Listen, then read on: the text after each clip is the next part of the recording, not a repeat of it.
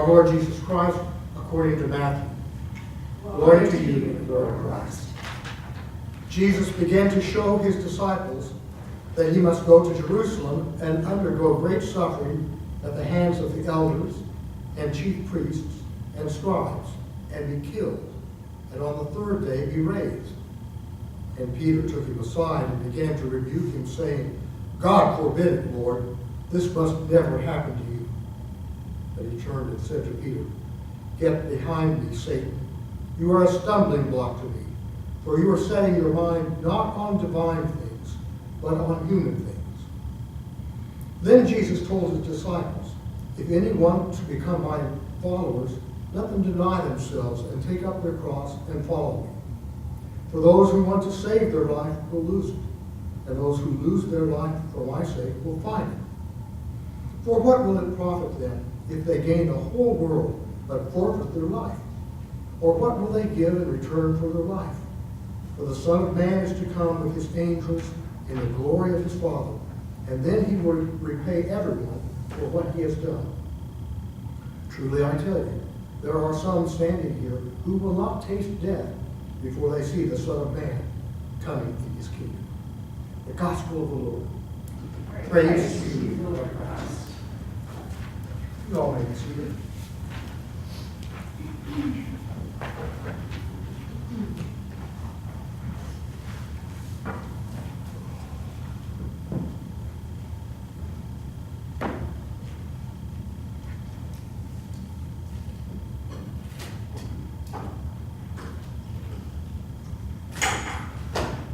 It would be a long, arduous journey for Jesus and his disciples, going from Caesarea Philippi way north in the Holy Lands to Jerusalem toward the south. They would traverse first lush pastures, then they would go into the deep river valley of the River Jordan. They would climb mountains and rocky hills. At one point, they would be 800 feet below sea level, and then have to rise up 3,000 to 4,000 feet to Mount Zion, to Jerusalem. They would begin their journey in the fall, and they would end their journey in the spring of the next year. It would take Jesus his whole life, all the rest of his life on this earth, because when he got to Jerusalem, he would be arrested, tried, convicted of being the Son of God, which he was, and then given capital punishment. It was going to be a long, hard journey for them. So they had a couple of days of preparation, but Jesus felt like his disciples ought to have a little home leave, at least at night. So he told them for the next 2 nights to be sure to go home and say goodbye to their families. Well, when Peter got home, he might have as well been floating on air. He was exultant. He told his wife, the most amazing thing happened today.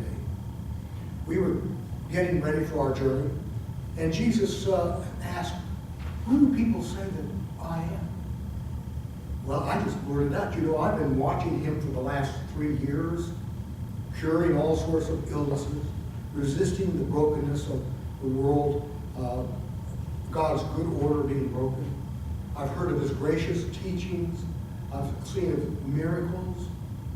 And I just blurted out, you're the Messiah, the Son of the living God. And Jesus said, blessed are you. No longer are you Simon Bar-Jonah, Simon, son of Jonah, but you are Peter, Petros in Greek, rock. And on this rock, on you, I will build my church. Well, when Jesus stepped away, the other disciples came up and patted me on the back, saying, good going, man, and gave me high fives. Well, I was just elated. I think I'm probably going to sleep real well tonight, with all of this glory coming to me.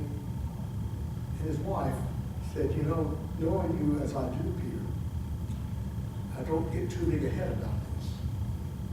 Well, sure enough, he had a great night's sleep. The next day, he rejoined Jesus and the other disciples, and they went about continuing their preparations for this journey.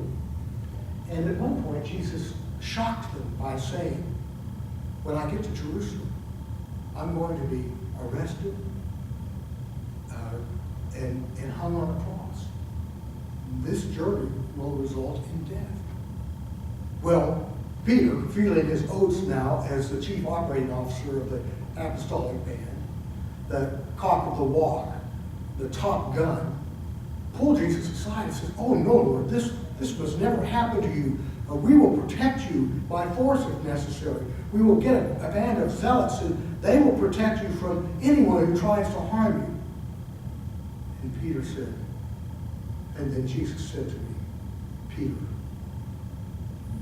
get behind me, Satan. You are a stumbling block for me." I was just devastated. Well, his wife could see when he got home from his body language that something awful had happened to him. And he told her all about that. And he said, "Gosh, if this journey that we're about to head off on is going to end in death, why should we follow Jesus? What if we get a third of the way to Jerusalem, a town called Tanakh, and the people there won't believe in Jesus' miraculous healings and cures?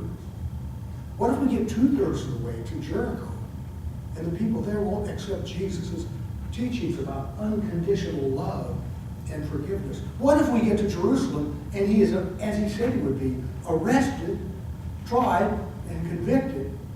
Are we supposed to follow him up to his crucifixion? How far are we supposed to go with him?"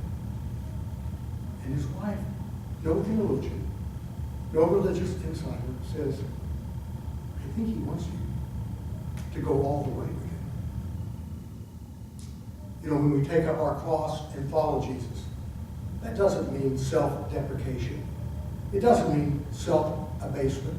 It doesn't mean denying the precious child of God individual that you and I and everyone is.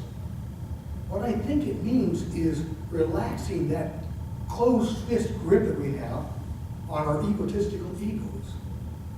It means, instead of continually replaying the story of me, starring me, it means replacing it with the story of God and others and then me.